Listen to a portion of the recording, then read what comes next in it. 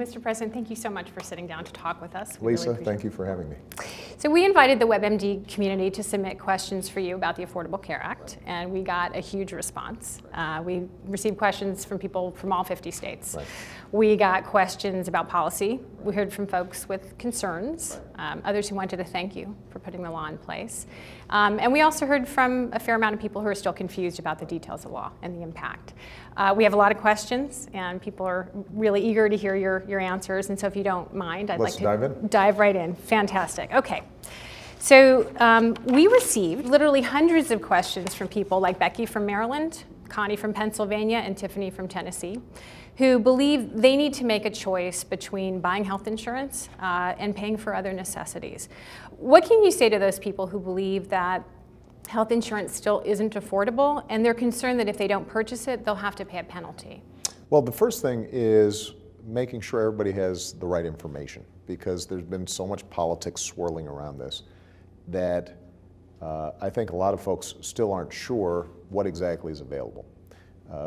My most important recommendation is for people to go to the website, healthcare.gov, and look for themselves at what plans are being provided, and the website helps you calculate whether or not you qualify for a tax credit. If you do qualify for a tax credit, then I think a lot of people may end up being pleasantly surprised, because for a large portion of those folks, health insurance may end up costing $100 or less. It may end up costing less than your cable bill or your cell phone bill.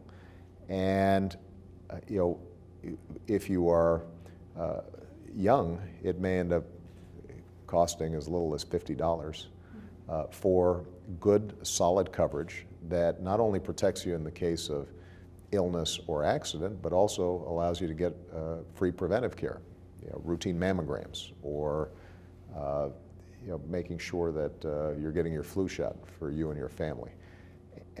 In some cases, people may also find out that if they're really you know, suffering some financial hardships, that they qualify for Medicaid, or their children qualify for the Children's Health Insurance Program, all of which give them high quality health insurance.